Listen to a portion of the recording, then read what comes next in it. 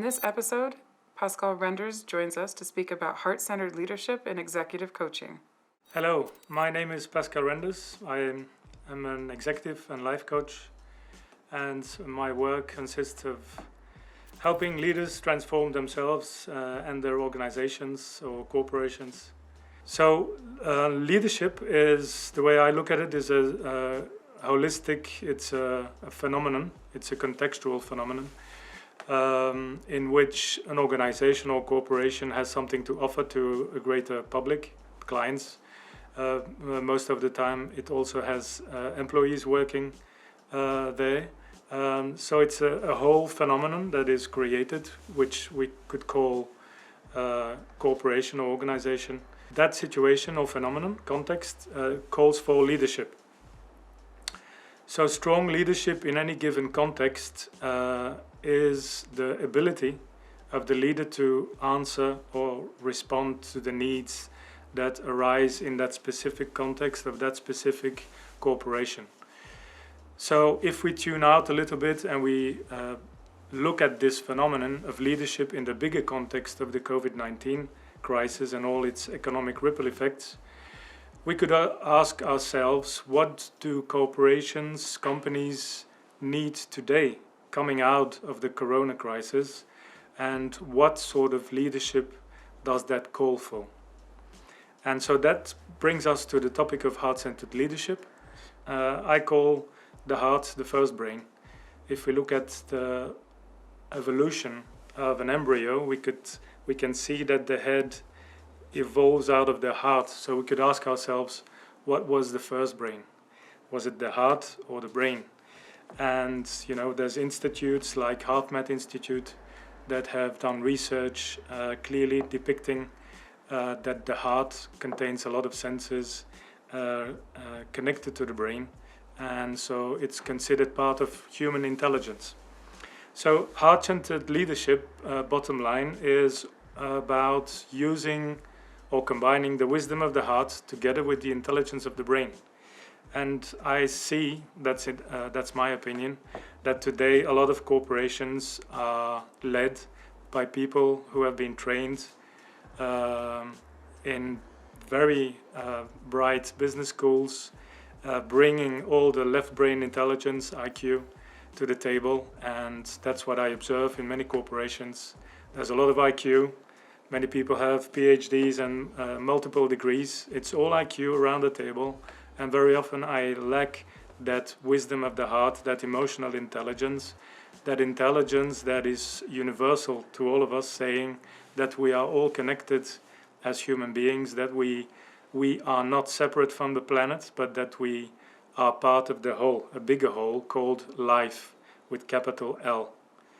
And heart-centered leadership calls for that, or is a plea to use more of that wisdom, to bring it to the boardroom table, and especially to integrate it in your business decisions, in your strategies, in your business models, and finally answer the call of being well and not only doing well. And what is being well? What is that? Well, it's about tuning into the needs of all the parties involved in your corporation, around the corporation, in the whole context of the corporation, and even further than that, in a more holistic sense. It's about taking care of life. It's about making sure that your company serves life with capital L and doesn't take it away. So you could also say it's looking into the interests of not only humans, but all life on this planet. I integrate animals, plants, air, rivers. It's about taking care of life with capital L and making sure that your company fits somewhere in that market, not only in a market to generate profits, but in a market that is there for the long term, in a sustainable way, to serve life. It starts with you. Any transformation, any organizational transformation should be preceded by your personal transformation first as a leader.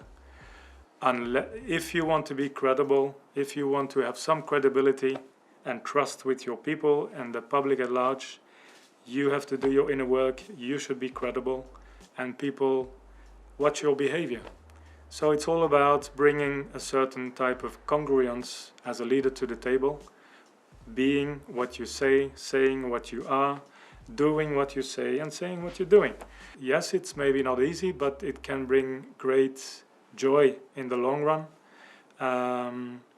And it starts with your personal transformation first, and then once that is done, we can move towards maybe the easier stuff, or not, I don't know whether it's easier.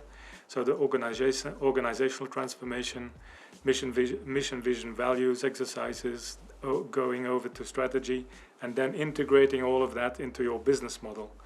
Because basically the transformation should show itself in a very tangible way in your business model. How different is your business making money, and is making money part of the bigger vision of being sustainable and giving life on this planet, and not taking life away as a corporation and only caring about the profits of your shareholders.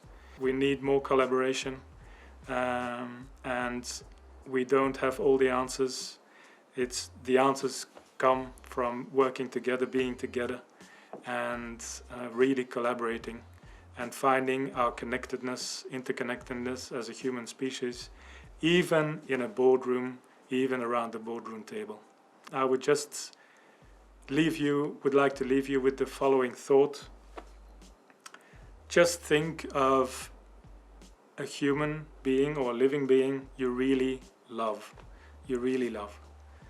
And just close your eyes for a minute and think of that person and think of the love, feel the love you feel for that person or being, and how intense that feeling is. Just stick with that intensity of that feeling, and then I invite you to take that feeling into the building of your corporation and express the same love you have for that one being. Express that love in your company, your corporation. Bring it to the boardroom table. It will change the dynamics of all your meetings. It will change your relationships, and it will change slowly maybe the way you look at your corporation. Not as an IQ sort of computer game that is just there to generate figures on a digit and digits on a screen. No, as a real activity bringing joy and life to your customers, to your employees, and to your shareholders, of course, but that you finally feel that you are part of a whole and that you can make a difference.